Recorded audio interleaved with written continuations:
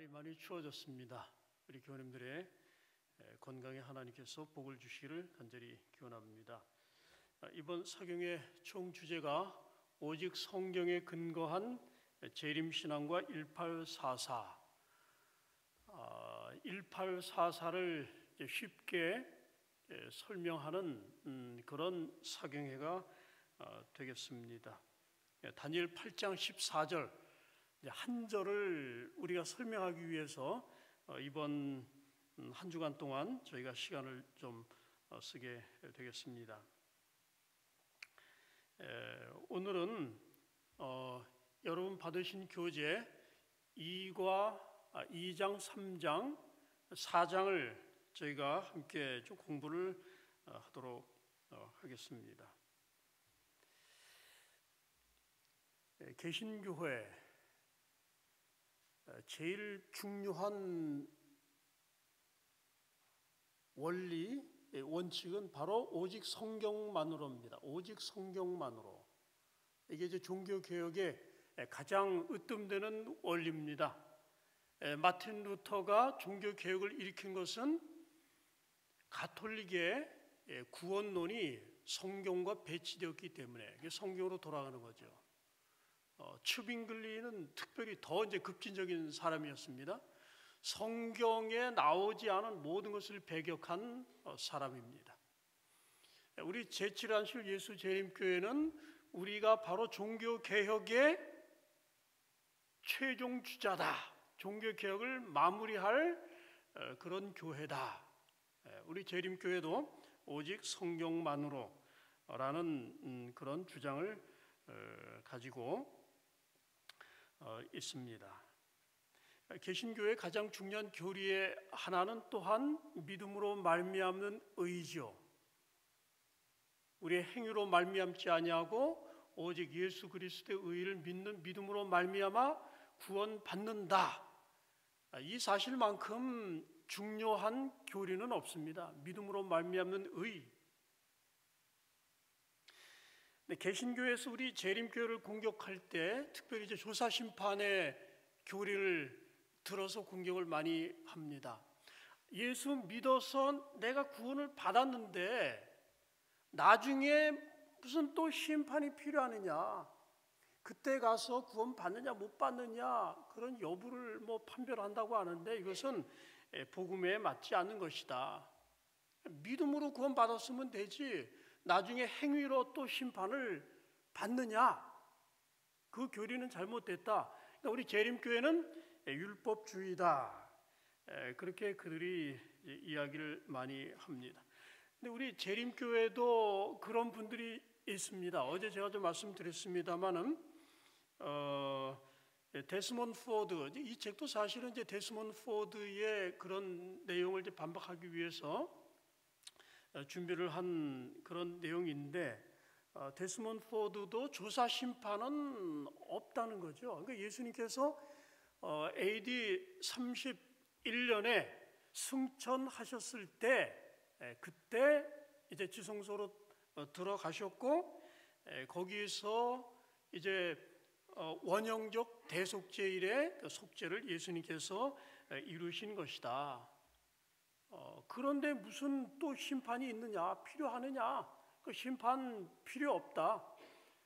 믿음으로 말미암는 의를 저해하는 것이며 또 구원의 확신을 저해하는 것이다.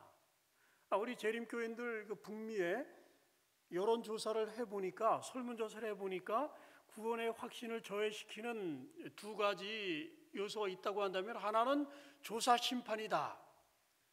두 번째는 야곱의 환난에 관한 가르침이다. 그렇게 이야기를 했습니다. 그래서 우리 재림교인들이 믿음으로 말미암는 의와 우리 재림교의 독특한 교리인 1844년 이 조사 심판에 관한 교리를 올바르게 그 관계를 이해하는 일이 대단히 중요하다고 할 수 있겠습니다. 자, 그러면 이제 우리가 개신교인과 이야기하든지 아니면 우리 자신의 성경을 연구할 때 과연 조사 심판의 교리가 성경적인가 아닌가 하는 것은 대단히 중요하죠. 왜냐하면 오직 성경만으로 우리의 행위와 교리의 표준을 삼아야 되기 때문에 그런 것입니다. 자, 그래서 이제 2장의 내용을 간략하게 좀 말씀을 드린다면, 성경적인 증거가 있습니까? 없습니까? 증거가 있습니다. 사도행전 17장 31절, 이는 정하신 사람으로 하여금 천하를 공의로 심판할 날을 작정하시고 그랬어요. 그 다음에 사도행전 24장 25절에 보면 바울이 의와 절제와 장차오는 뭐를 강론했습니까? 심판을 강론을 했습니다. 또 성경의 다른 곳에 보면 곧 나의 복음에 이른 바와 같이 하나님의 예수 그리스도로 말미암아 사람의 은밀한 것을 심판하시는 그 날이라. 은밀한 것을 심판하시는 날이 있다 그랬습니다. 그 다음에 나오는 로마서 14장에 있는 성경 말씀을 보면 우리가 다 하나님의 어디 앞에 서리라? 심판대 앞에 서리라 그랬습니다. 그 다음에 히브리서에 있는 말씀을 보면 주께서 그의 백성을 뭐 하시리라 그랬습니까? 심판하시리라. 근데 여기 나오는 사도행전과 로마서와 히브리서에 나오는 말씀의 공통점은 앞으로 당신의 백성을, 하나님 백성을 심판할 날을 하나님께서 작정하셨다 하는 겁니다.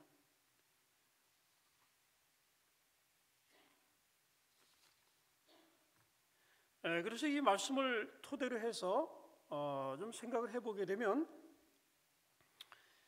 로마서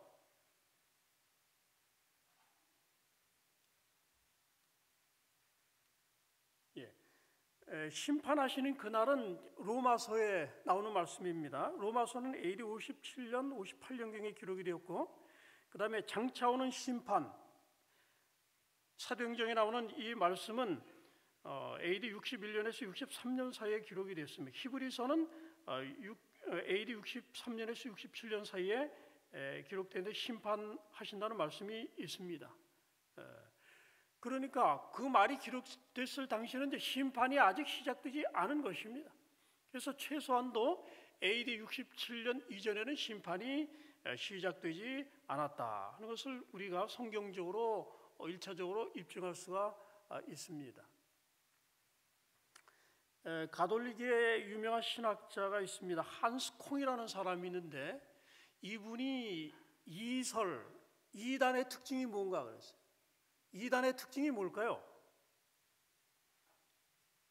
이단의 특징은 바로 성경을 선별적으로 선택하는 것이다 그랬어요. 성경을 선별적으로 선택하는 것이다.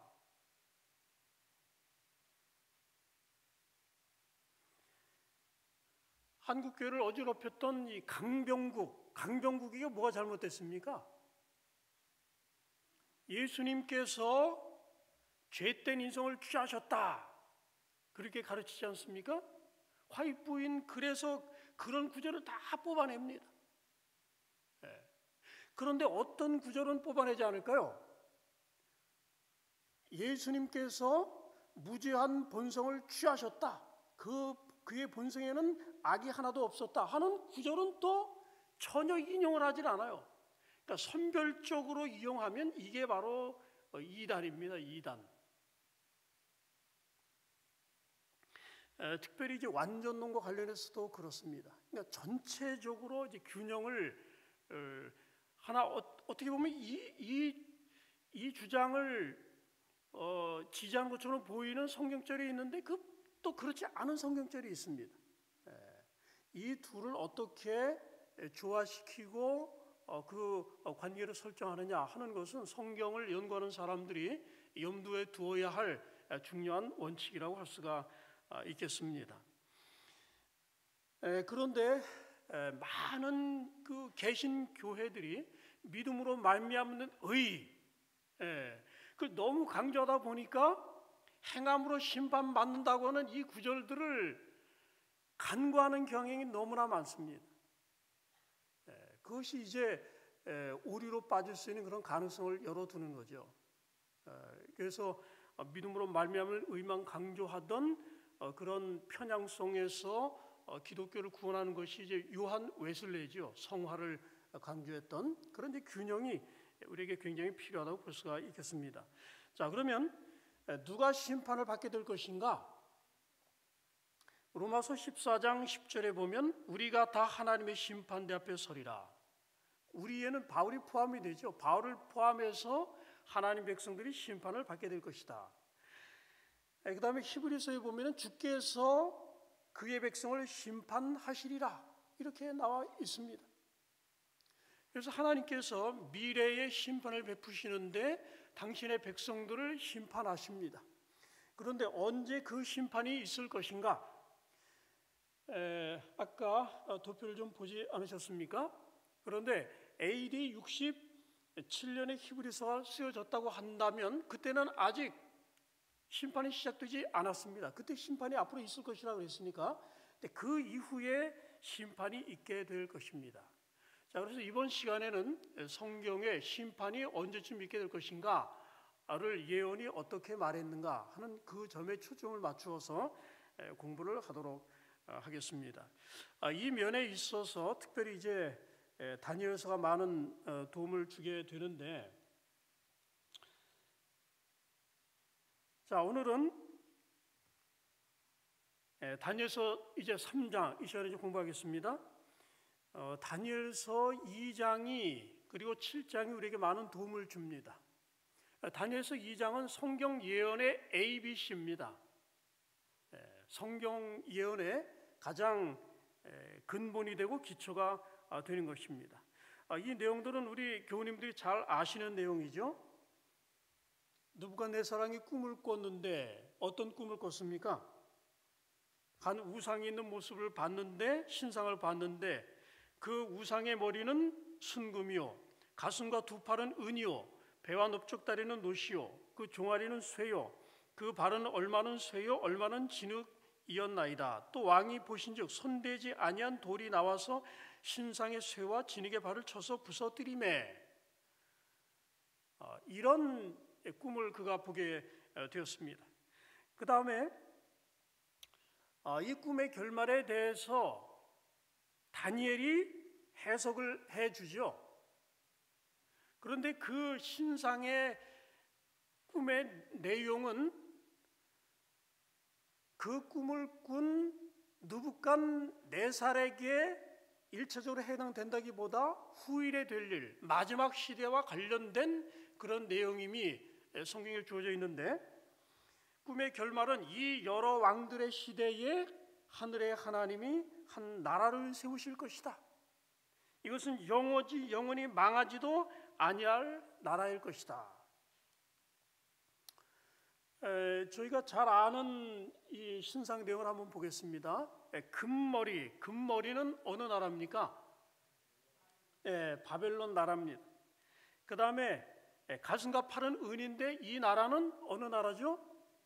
메데 바사, 페르시아. 그 다음에 배와 넓적다리는 뭐로 되어 있습니까? 노스로 되어 있습니다. 이 나라는 그리스입니다. BC 331년에서 168년까지. 그 다음에 이 정갱이 부분, 종아리 부분은 철로 되어 있습니다. 이 부분은 역사적으로 로마 나라입니다. 근데 로마 나라가 이제 분열이 되면서 발과 발가락 부분이 뭐로 되어 있습니까? 철과 진흙으로 되어 있습니다. 느부갓네살이 이 꿈을 바라보고 있는데 아주 놀라운, 아주 광채가 특심하고 굉장히 위압적인 그런 우상이라 그랬어요. 근데 부위별로 이제 그 재료가 다른 그런 신상을 바라보고 놀라고 있는데 갑자기 난데없이 사람이 던지지 않은 돌이 날아와서 어디를 쳤습니까? 가장 취약한 발과 발가락 부분을 강탈을 합니다. 그래서 신상이 산산조각이 나서 그 다음에 이제 큰 태풍이 불어와서 그 모든 가루를 다 쓸어가 버렸습니다. 근데 그게 다가 아닙니다. 성경에 보면 그 돌이 땅에 박혔는데 이 돌이 살아있는 돌입니다. 그래서 꿈틀꿈틀 자라나서 성경에 보면은 이 돌이 태산을 이루었다 그랬습니다. 그것은 예수님께서 세우실 돌나라, 영원한 나라의 표상이라고 말할 수가 있겠습니다. 자, 오늘 이 내용에 대해서 우리 교우님들이 1차적으로 다 아신다고 생각을 하고 정리를 한다면 금나라는 바벨론이죠. 은나라는 메도페르시아, 논나라는 그리스, 철나라는 어딜까요? 로마. 그 다음에 철과 진흙은 유럽입니다. 그리고 돌은 그리스도의 재림이라고 할 수가 있겠습니다. 그러니까 로마 제국이 이민족의 침입으로 10개의 나라로 쫙 분열되는 것이 역사를 공부하는 사람들은 다 알 수 있으리라고 그렇게 생각이 됩니다. 그래서 철과 진흙이 서로 섞이지 않은 것처럼 분열된 나라들이 섞여 있긴 하지만은 서로 합하지는 않는다. 어느 나라는 강하고 어느 나라는 약하다 그랬습니다. 근데 그런 현상이 지금까지도 계속 이어지고 있죠. 경계선은 조금 변할지 모르지만 그 유럽은 통합되지 않고 분열되어 있습니다. 혹시 그 책을 보셨는지 모르겠습니다. 하젤, 미국의 유명한 하젤 박사님의 그 아버님이 목사님이셨습니다.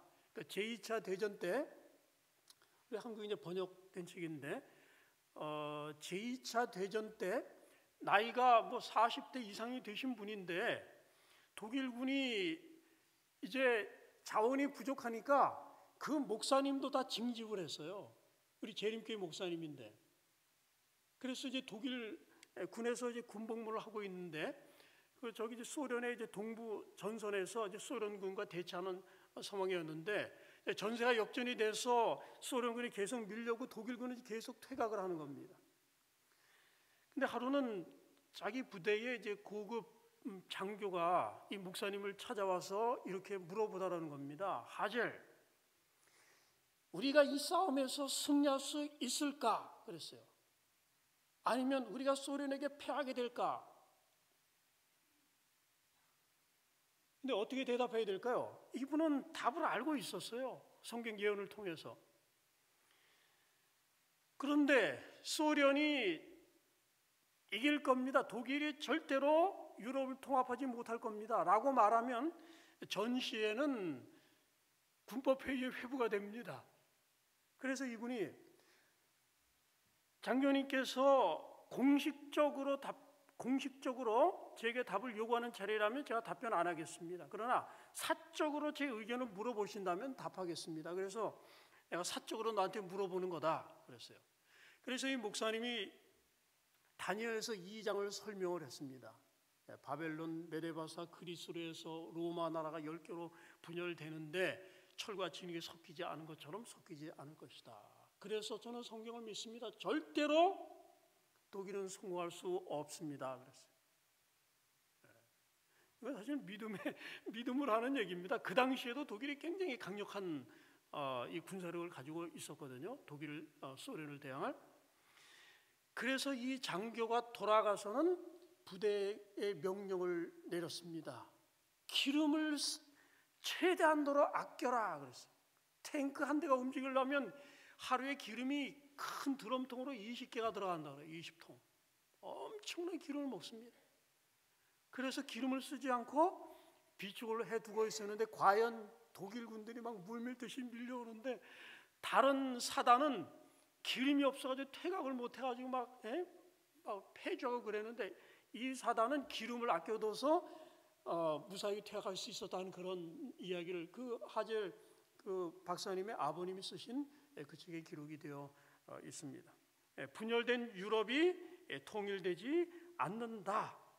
그리고 그 나라가 지금까지 그 상태가 지금까지 계속 이어지고 있는 것입니다. 참으로 놀라운 성경의 예언의 성취라고 말할 수가 있겠습니다. 자, 오늘 이 시간에 그렇다면 이 돌나라가 언제 세워질 것인가?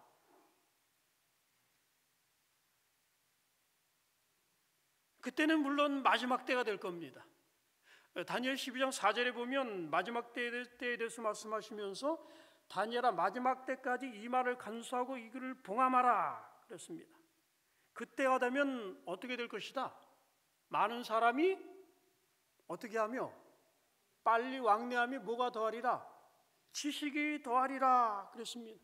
물론 이제 1차적으로는 예언적인 지식이 증거하고 이 소식을 증거하기 위해 사람들이 빨리 왕래하는 모습을 말하는 것이지만은 그러나 실제적으로 사람들이 빨리 왕래하며 지식이 더하는 것도 그 내용에 포함되어 있다고 할 수가 있겠습니다. 저 여러분이 이제 현대에 지금 살고 있지 않습니까? 21세기 우리가 살고 있는데 여기에 살고 있다 보니까 우리 시대가 얼마나 독특한 시대인지 사실은 잘 모릅니다. 자, 그래서 한번 생각해 보겠습니다. 기원전 4,000년 전으로 한번 거슬러 올라가셔서 아담 시대로 한번 가보겠습니다. 아담이 급한 일이 생겨서 어디를 가려고 그러면 어떤 교통수단을 사용하면 되겠습니까? 자동차 타면 되겠습니까? 자동차 없어요. 뭘 타야 됩니까?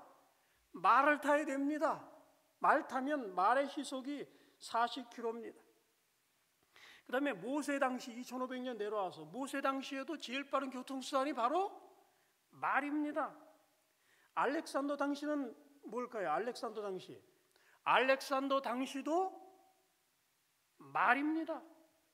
구텐베르크 초기 1400년 지금부터 한 600년 전에도 말 타야 됩니다. 그 다음에 나폴레옹 당시도 뭐를 타야 될까요? 나폴레옹이 무슨 세단 타고 다니고 그러지 않았습니다. 나폴레옹이 말 타고 다녔고 알프스도 이제 말을 타고 다녔습니다. 그런데 갑자기 5,800년 동안은 40km밖에 사람이 못 달렸습니다.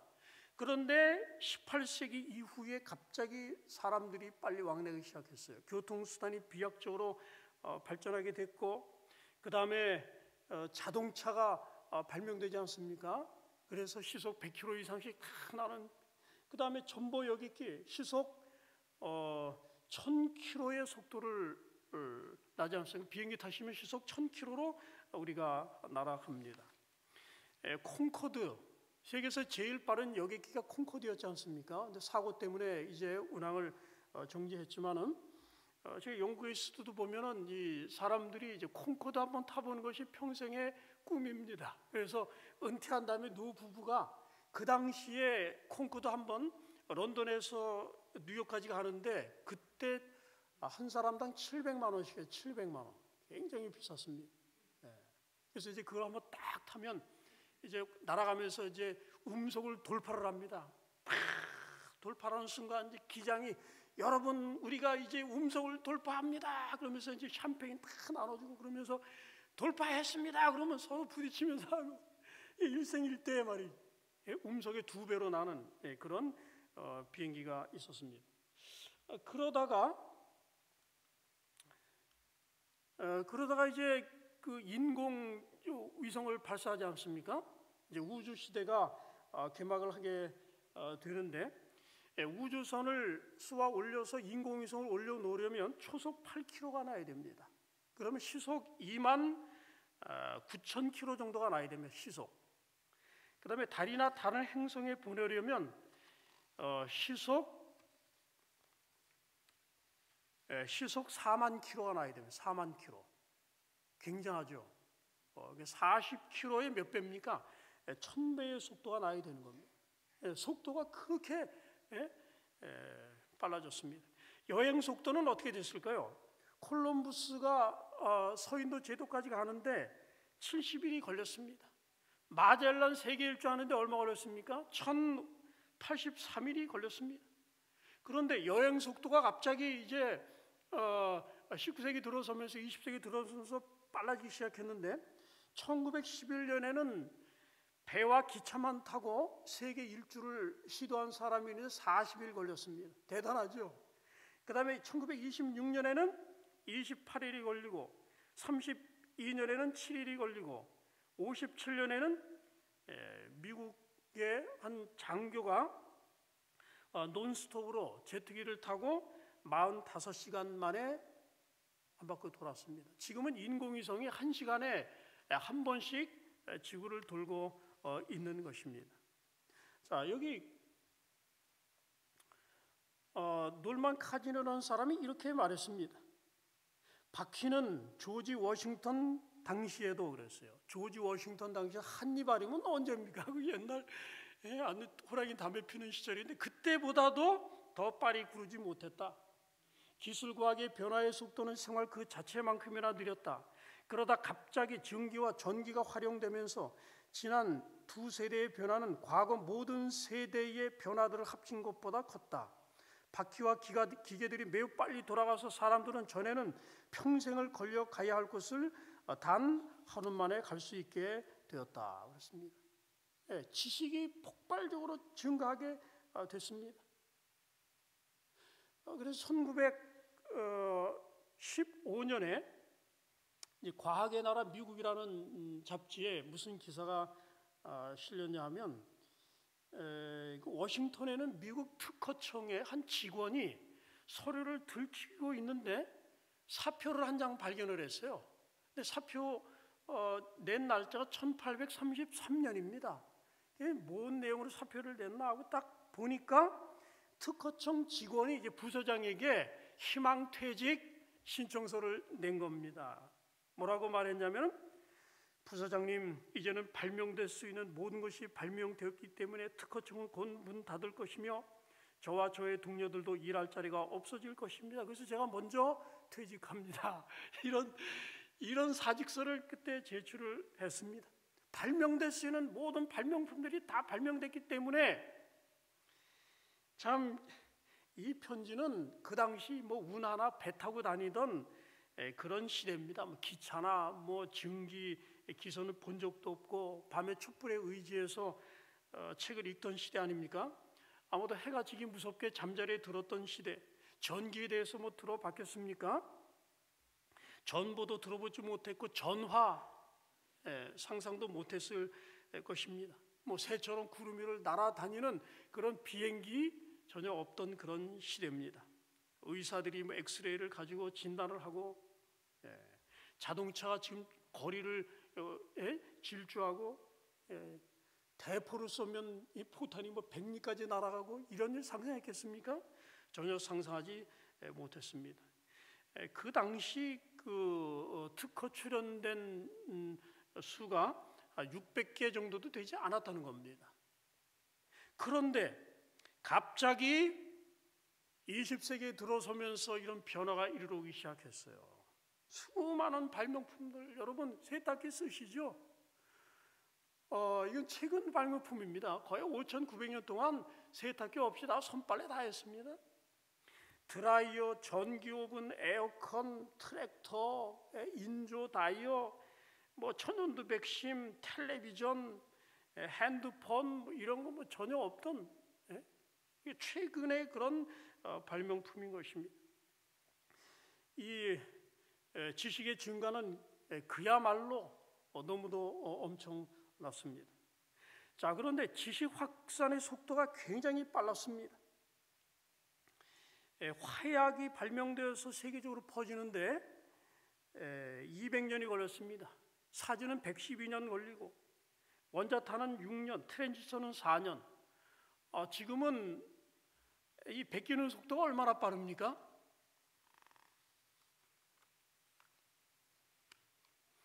그래서 타임즈에 보면은 이렇게 말했습니다.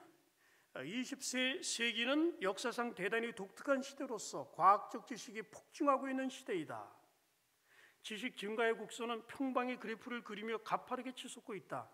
지식의 증가는 이전 50년 기간보다 과거 20년 동안 사람의 생활을 더 크게 변모시켰다. 그 이전의 200년보다 과거 50년이 사람의 생활을 더욱 크게 변모시켰다. 위키피디아 사전에 가셔서 20세기를 한번 보시기 바랍니다. 거기 서두에 20세기는 특별한 시대다 그랬어요. 20세기는. 과학자들이 얼마나 많습니까? 아담 시대부터 지금까지 죽은 과학자들 한 군데에 모아놓고 지금 살아있는 과학자들 한 군데 모아놓으면 어느 쪽이 많겠습니까? 죽은 과학자는 전체 과학자의 10%밖에 안 된다는 거예요. 지금 살아있는 과학자가 전체 과학자의 90%가 된다. 여러분, 인터넷 정보혁명 굉장하죠? 인터넷. 네, 그 속에 모든 정보들이 다 들어있습니다. 좀 연로하신 분들이 보니까 지금 시대를 좀 잘못하고 나셨습니다. 어르신들 별로 잘 존경 안 합니다. 옛날에 어르신들에게 다 가서 여쭤보고 지식의 어떤 축적된 지식이 있지 않습니까? 근데 지금은 어르신들이 다 물어보셔야 돼요. 이거 어떻게 해야 되느냐, 핸드폰 다 물어보시고.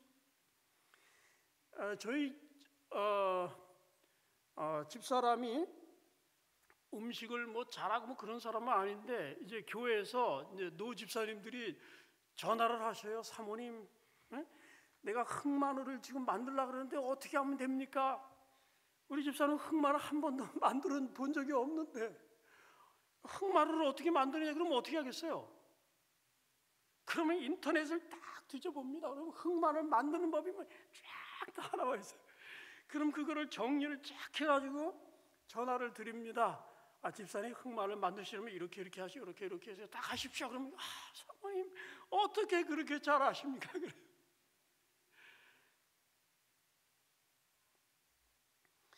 여러분, 이 인터넷 정말 대단합니다. 제가 신학 다니고 또 목회할 때도 보면 자료를 얻기 위해서 3,6대까지 가서 그걸 복사를 하고 말이고 찾으려면 넘기고 말이죠. 뭐 이렇게 하면 얼마나 그거 다 복사하고 말이죠. 근데 지금은 어떻습니까? 이 인터넷만 되면 다 찾을 수 있어요. 여러분, 인터넷 속에 뭔가 다 들어있어요.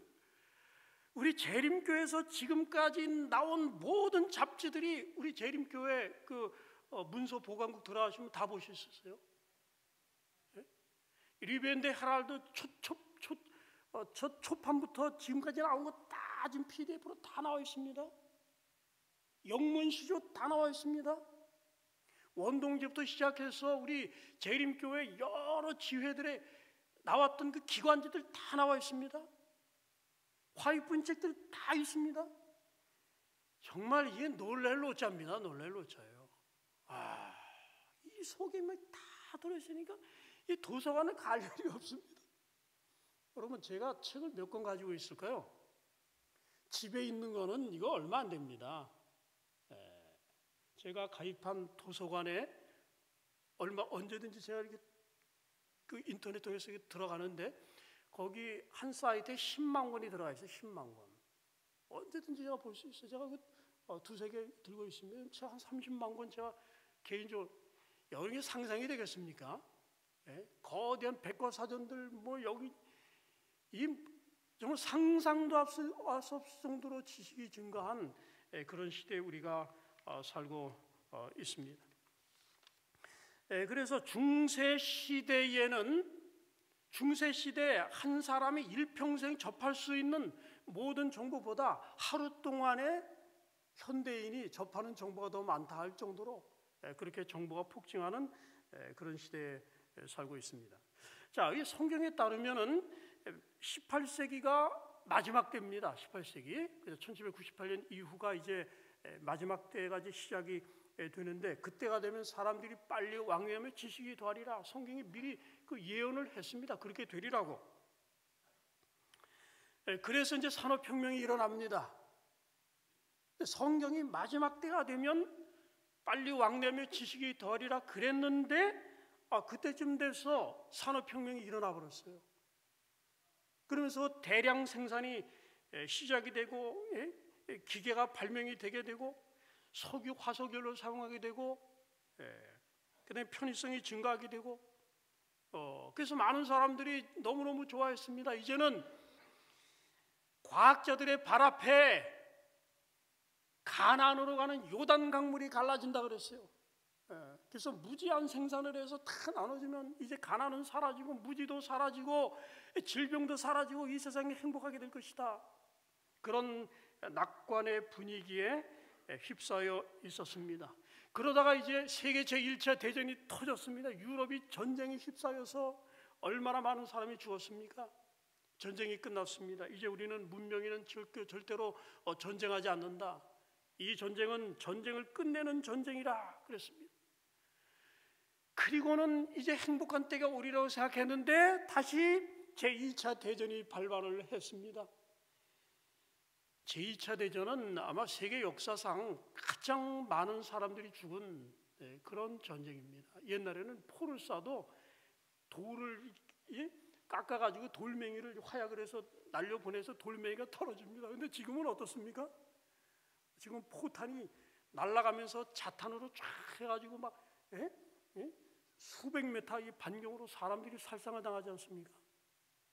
무기가 발명되면서 얼마나 많은 사람이 죽었는지 모르겠습니다.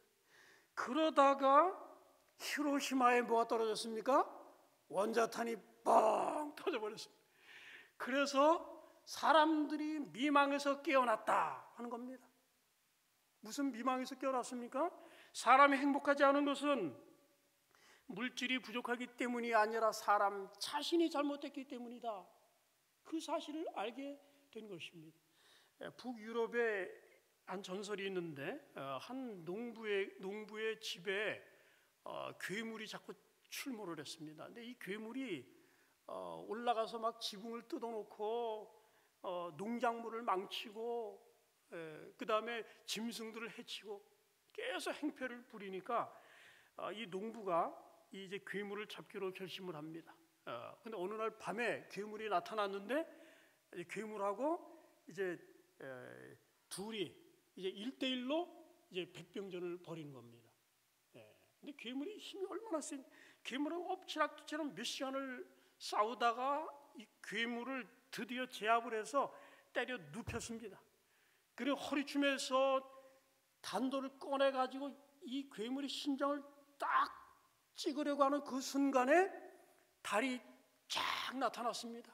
그래서 괴물의 얼굴을 딱 비춰주는데 보니까 자기 얼굴이었더라 그래요. 문제가 누굽니까? 자기 자신입니다.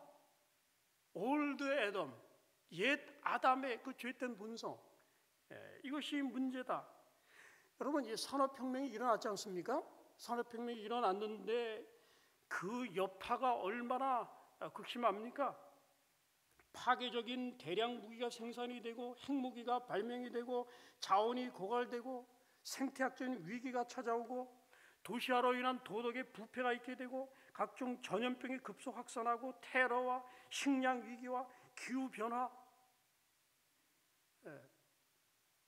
그래서 사람들이 마지막 때가 돼서 이런 상황에 도달하니까 사람들이 위해서 무슨 말이 나옵니까? 말세구나 하는 말이 나옵니다. 세상 끝이로구나 하는 말이 많이 나옵니다. 사실 말세라는 말을 누가 더 많이 할까요? 종교인들이 많이 할까요? 과학자들이 많이 할까요? 원래 이게 말세라는 말이 종교인들의 전유물인 줄 알았는데 그렇지 않았습니다. 과학자들이 더 말을 많이 합니다. 오늘 과학자표에 보니까 그 전체가 총 제목이 뭐냐면 The End입니다. 세상의 종말 해가지고 전체 말이죠. 무슨 문제 해가지고 지구는 이렇게 될 것이다. 자, 그런데 성경에 보니까 이제 로마가 철나라가 멸망한 다음에 하늘에서 뭐가 내려옵니까? 돌이 내려와서 유럽을 쳤다 하는 거죠. 세상을 쳤다. 그러니까 분열된 나라를 쳤는데 그때 이제 세상 끝이 오게 될 것이다 하는 성경의 말씀이 있습니다. 자, 요즘 우리가 특별히 이제 이 나라의 이 돌의 마지막 영원한 나라, 그렇죠? 영원한 나라는 그 자체가 영원하기 때문에 그 질이 영원합니다. 그래서 영원한 삶 자체가 질적으로 우수한 삶이죠. 영원한 나라가 이 땅에 세워지게 되는데 그 날이 이르기 전에 성경에 보면은 마태복음 24장에 보면 여러 가지 그 재앙들과 천재지변들이 많이 발생할 것이 성경에 예언되어 있고 오늘 우리 시대에 우리가 그것을 많이 목격하고 있지 않습니까? 마태복음 24장 8절에 보면 이 모든 것이 재난의 시작이니라 그랬어요. 이 모든 것이 재난의 시작이니라. 재난이라고 하는 이 말은 원래 산통입니다. 산통. 아기를 낳을 때의 느끼는 고통이 중에 산통입니다. 산통. 여기 아기 낳으신 분은 다 압니다. 그렇죠? 언제 올지 모릅니다. 그런데 갑자기 이제 조금 통증이 이제 오기 시작합니다. 그러다가 한참 있다가 또 오고, 그러다 주기가 점점 짧아지고, 그러면서 강도는 점점 세집니다. 그러죠? 그렇게 하다 어떻게 되겠다? 나중에는 막 소리를 지르고 막 어떤 사람은 뭐 죽여달라고 뭐 그렇게까지 얘기하고 막 어떤 사람은 남편을 뭐 저주까지 한다고 그래요. 왜 말이죠? 애기를 이렇게 놔줘가지고 이렇게 하느냐? 이 산통 말이죠. 이게 산통의 시작이니라 그랬어요. 여러분, 우리 주변에서 벌어지고 있는 그런 자연재해가 뭡니까? 이 산통입니다. 산통. 여인이 아파서 막 부르짖는 겁니다. 근데 부르짖음의 강도가 날이 가면 갈수록 더 빈번하게, 그러면서 더 아주 센 그런 이 산통을 겪는다는 것입니다. 말하자면 어떨까요?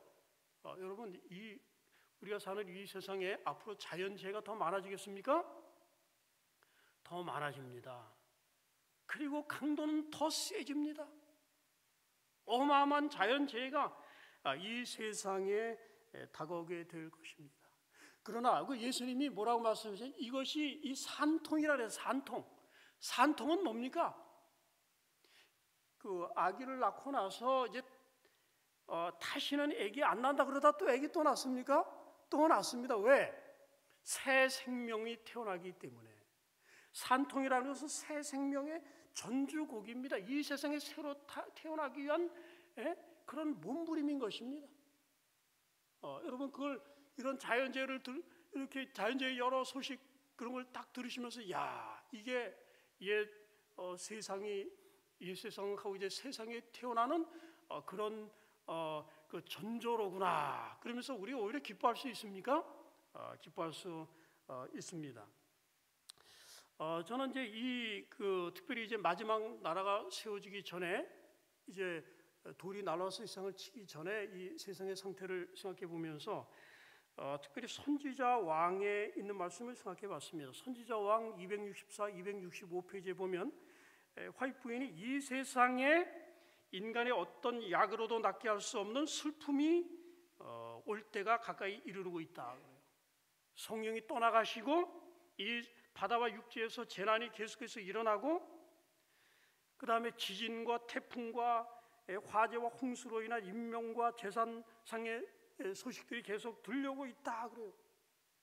그러면서 이제 중요한 한 가지 말씀을 하셨습니다. 표면상으로 이 재난들은 인간이 전혀 제어할 수 없는 무질서하고 불규칙한 천연의 힘에 변덕스러운 분출인 것처럼 보이나 그 가운데서 하나님의 목적을 읽을 수 있다. 그것들은 하나님께서 남녀들로 하여금 일어나서 저희 위험을 느끼게 하는 매개물들이다 라고 이렇게 말씀을 하셨습니다. 1995년 1월 7일에 일본 고베 대지진이 일어나서 많은 재산상의 손실과 또 인명상의 손실을 겪게 됐는데, 그로부터 이제 얼마 후에 미국의 이제 타임지에 이제 고베 지진에 관한 기사가 실렸습니다. 그 기사에 어떤 기사가 실렸냐면, 일본이 지진 대비를 아주 철저하게 했습니다. 그래서 지진 관측소도 세우고 또 지진을, 그래서 예보를 빨리 해서 사람들을 대피시키면 지진 피해를 최소화할 수 있기 때문에 일본이 자신을 했다는 겁니다. 이제 그래서 지진 감지가 되면 그 다음에 거기 빈도가 빨라지고 점점 강화된 듯이 보이면 이제 경보를 내리고, 그러면 지진을 피할 수 있으니까 우리가 이제 지진에서 위험에서 벗어날 수 있다라고 생각을 했는데 보기 좋게 예보를 하지 못했습니다. 그러면서 타임지에 뭐라 그랬냐면, 인간이 지진을 예견하고 통제할 수 있다고 낙관을 했다. 그러나 그 기대가 산산조각이 났다. 그러면서 뭐라고 얘기했냐면 지진은 비직선적 역학으로, 이게 예측 못한다는 거죠. 예측 못하는 그런 역학을 가진 괴물이다 그랬어요. 예, 변덕스러운 괴물이라. 커프리셔스 미스트. 예? 예. 여러분 변덕이 뭔지 아시죠? 이랬다 저랬다 하는 게 변덕입니다. 그런데 여기 타임지에 이거는 지진은 이게 변덕스러운 짐승이다. 일정한 패턴이 없어. 어떤 때는 조그만 지진이 이렇게 나타나다 큰 지진이 확 나오는데 어떤 때는 갑자기 큰 지진이 와버립니다. 그러니 작은 지진 날 때마다 경보를 올릴 수도 없고. 그런데 제가 이걸 보다가 이 변덕스러운이라는 이 말을 보고 선지자 왕에는 무슨 말이 있습니까? 이 자연 재난 중에서 이 변덕스러운 이 자연의 힘에 변덕스러운 돌발 사건인 것처럼 보이지만 그랬어요. 여기 하나님의 이 섭리를 읽을 수 있다고 그랬어요. 여러분 지진의 그 변덕스러운 성격을 이해하는 데는 시간이 많이 걸렸어요. 과학자들이. 근데 화이프는 선지자 왕을 1916년에 기록을 했는데 80년 전에 화이프인이 뭐라 그러십니까? 변덕스러운 용어를 썼어요. 근데 과학자들이 무슨 용어를 썼습니까? 변덕스러운 용어를 썼습니다. 제가 발견하고 이 엘렌 화이트 부인이 정말 하나님의 남은 교회 선지자라고 하는 선지성을 다시 한번 제가 확인하게 되었고, 그런데 하나님께서는 이런 변덕스러운 짐승도 통제할 수 있으십니까? 짐승의 성격을 하나님 다 이해하고 계십니다. 자연 세력의 짐승과 같은 변덕스러운 성격인데 우리 하나님은 다 아시고 제어할 수 있는 그런 분이십니다. 자, 여러분 생각하시기에 이 세상에 많은 사람들이 북극 얼음이 언제나 녹을까, 세상의 기후 변화나 이런 걸 통해서 종말이 어떻게 올까. 근데 변화는 별로 갑작스럽게 오지 않는 것 같고, 그래서 사람들이 많이 안심을 하고 있다는 거죠. 어제도 오늘과 같고 해는 떠서 지고 계속 일상생활은 되풀이되고 수십 년 그랬는데 평안하고 안전하다. 근데 한 과학자가 이 인류를 파괴시키는 사건들이 얼마나 갑작스럽게 닥칠 수 있는지를 경고를 했습니다. 자, 여러분 상세히 보시기 바랍니다. 이제 정오 12시입니다. 보스턴 레드삭스의 거대한 야구 경기장이 있습니다. 근데 그 구장이 이제 3층으로 돼 있는데 그 야수성 맨 꼭대기 뭐 한 40m 이상이 됩니다. 그 맨 꼭대기에 그 좌석에 한 사람이 이제 수갑을 딱 채워놨어요. 그리고는 멀리 떨어진 이제 투수의 마운드에다가 물방울 하나 떨어져 1분에 하나씩 1분에 이제 그 물방울 하나 떨어뜨리는데 1분이 지나갈수록 2배씩 물방울이 떨어집니다. 그러면 이 죄수가 몇 분 안에 그 구장을 빠져나와야 안전한가 하는 거죠. 이제 방수가 다 돼 있다고 보는 겁니다. 그럼 그러면 그 물이 차는데 얼마나 걸릴까요? 매 분마다 전보다 물이 이제 2배씩 드러난다고 한다면. 근데 물이 증가하는 게 처음에는 잘 보이지 않는다는 겁니다. 하나가 둘이 되고 둘이 넷이 되고 넷이 여덟이 되고 12시 44분이 되면 구장에 물이 이제 1.5m가 찹니다. 1.5m. 44분이 지났습니다. 그러면 그 수갑 찬 사람 피할 시간이 얼마 남았을까요? 1.5m 차는데 44분 걸렸잖아요. 몇 분 안에 피해야 될까요? 근데 1분이 더 지나면 3m가 돼버립니다. 또 1분이 더 지나면 6m가 되고 1분이 더 지나면 12m가 되고 3분이 더 지나면 이렇게 돼가지고 49분 5분 내에 피하지 않으면 물이 50m까지 찹니다. 이게 이제 기하급수적이라는 거죠. 그래서 세상에 이런 사건들과 관련된 이 페이스가 갑자기 빨라질 수도 있다 그랬는데 화이트 부인도 그런 말씀을 하셨습니다. 큰 변화들이 우리 세상에서 곧 발생할 것인데 마지막 운동들은 매우 급속한 운동들일 것이다 그래요. 매우 급속하게 일이 진행된다는 겁니다. 굉장히 빠른 속도로.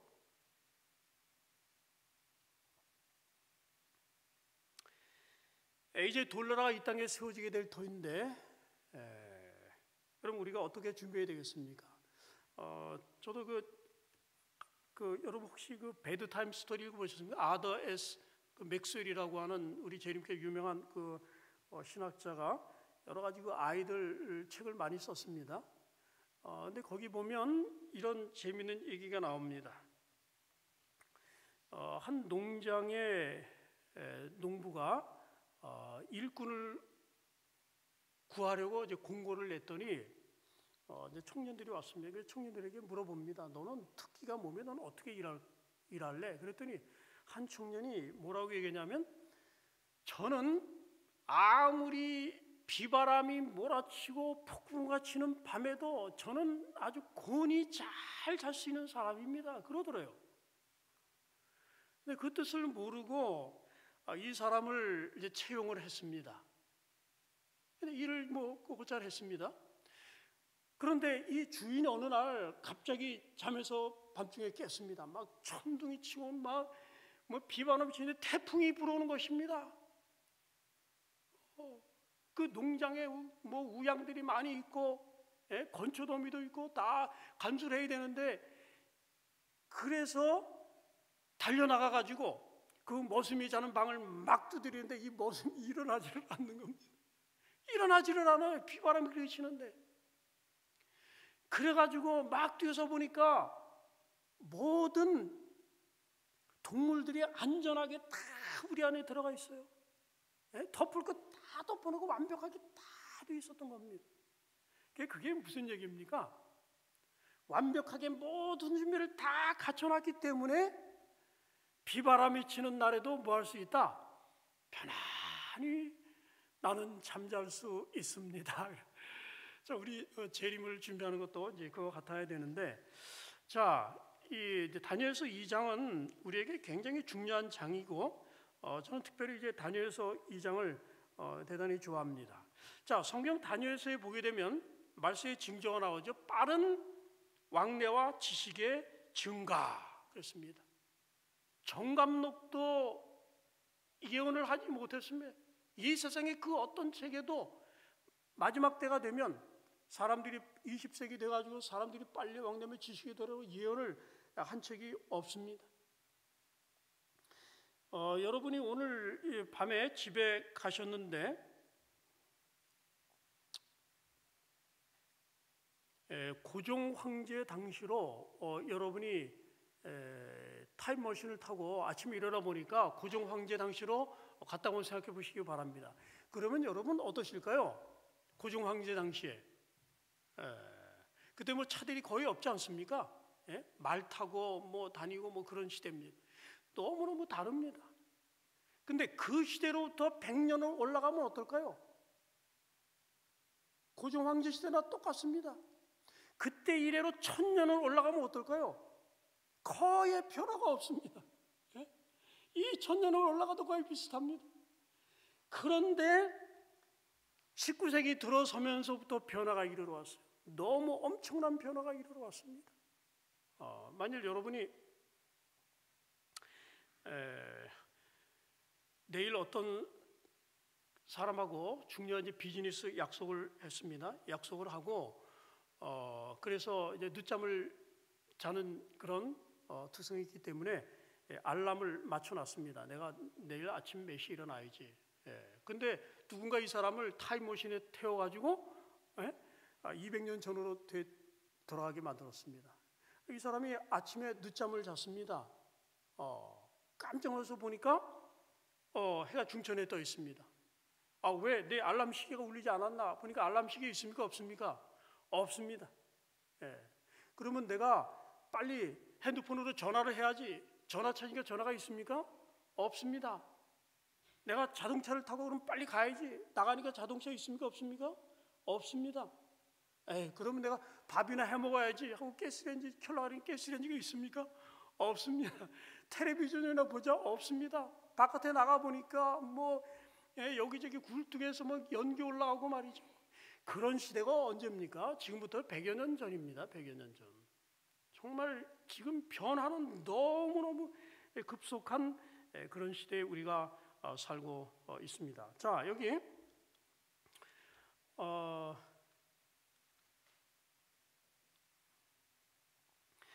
다니엘서 2장에 보면은 세상 역사가 개관되어 있습니다. 여기 보면은 그 신상에 이 금속들이 금, 은, 동, 철, 진흙 이렇게 여기서 질적 저하가 나와 있습니다. 이게 하나의 트렌드죠. 정말 날이 갈수록 가치가 떨어져요.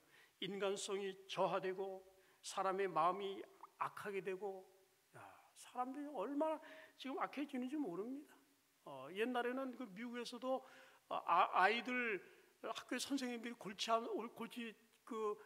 앓는 문제가 뭐냐면 애들이 뭐 서로 귓속말로 속삭이는 거, 뭐 쪽지 주고 받는 거, 뭐 복도에서 뛰는 거, 껌 씹는 거 이런 것 때문에 아이들 가르치기 힘들었습니다. 그러나 요즘은 어떨까요? 요즘은 너무너무 달라졌습니다. 아이들이 칼 가지고 다니고 총 가지고 다니고 마약하고 말이죠. 도덕적으로 부패하고 말이죠. 보이스 피싱 피 얼마나 크고, 요즘 뭐 지문인식 한다고 하는데, 지문인식으로 하게 되면은 우리가 안전할까요? 사람을 납치해 가지고 손가락을 잘라 가지고 가서 돈을 빼낼 거라고 그럽니다. 이게 보통 악랄한 시대가 아닙니다. 그다음 성경에 보니까 이 응집력의 상실이 나옵니다. 응집력의 상실. 그 밑으로 내려가면서 맨 밑에 철과 진흙 부분으로 되어 있습니다. 분열이 되는 거죠. 그래서 가족이 해체가 되고 사회가 여러 분규에 휩싸이게 되고 가족이 깨지고 결혼도 깨지고 불신사조로. 그 다음에 불안정하다는 거죠. 그래서 금은 비중이 제일 높습니다. 제일 높은 금속으로부터 이렇게 구성이 돼 있어서, 그래서 이 다니엘서를 연구하는 학자들이 이걸 통해서 볼 때 하나님께서 이 세상 역사의 마지막에 다가갈수록 세상이 점점 이 멸망하지 않을 수 없는 그런 지경으로 가게 될 것이다. 그렇게 하나님께서 보여주신 것으로 그렇게 생각을 합니다. 페르시아에 한 왕이 있었습니다. 이분이 이제 과거 역사를 알기 원해서 학자들에게 역사에 관한 책을 써달라고 부탁을 합니다. 과학자들이 20년 동안 연구를 해서 낙타 12마리에다가 500권씩 싣고 왔어요. 근데 인도식을 가진 다음에 6,000권을 기증을 했더니 왕이 내가 정사를 담당하라고 바쁜데 6,000권을 언제 다 읽느냐? 이걸 줄여와라 그랬어요. 학자들이 20년 후에 줄여가지고 이번에 낙타 3마리에다 500권씩 싣고 왔습니다. 그래서 인도식을 가진 다음에 왕이 얘기합니다. 내가 지금 60대가 됐는데 가능한 빨리 요약해와라 그랬어요. 근데 10년이 지나서 이제 코끼리 한 마리가 왔는데 등에다가 500권의 책을 가지고 왔더라. 그랬더니 내가 지금 나이가 70인데 어떻게 내가 500권을 읽을 수 있느냐? 다시 또 줄여와라. 5년 후에 작은 이 당나귀 등에다가 큰 책 한 권을 가지고 비서 혼자 왔다는 겁니다. 와보니까 왕이 죽었더라 그래요. 왕이 죽었더라. 네, 여러분, 성경은 세계 역사를, 바벨론 당시부터 세상 역사 마지막 때까지 역사를 200단어로 요약을 했다는 것입니다. 다니엘서 2장 여러분 읽으면 200단어로 세상 역사의 흐름을 다니엘 그 바벨론부터 시작해서 로마가 분열되고, 그다음에 세상의 이 경향이 어떻게 되고 흐름이 어떻게 되는지 이런 것들을 200단어로 묘사를 한 것입니다.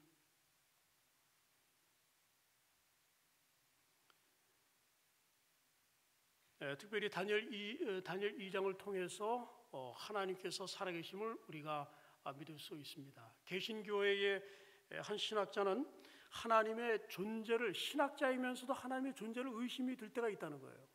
하나님이 정말 계신가? 그때 이분이 어떻게 하냐면은 예수님의 부활의 역사성을 생각한다는 거예요. 예수님이 죽었다가 부활하신 것이 역사적으로 사실이다. 그렇기 때문에 하나님은 느껴지지 않아도 사실이다. 그렇게 믿습니다.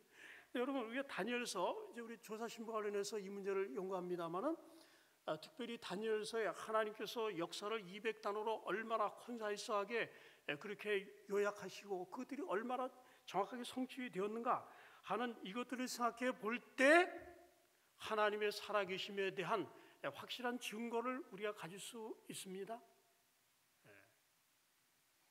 이 세상 이제 하늘에서 날아오는 하늘 나라로 말미암아 이 세상이 멸망을 당할 것입니다.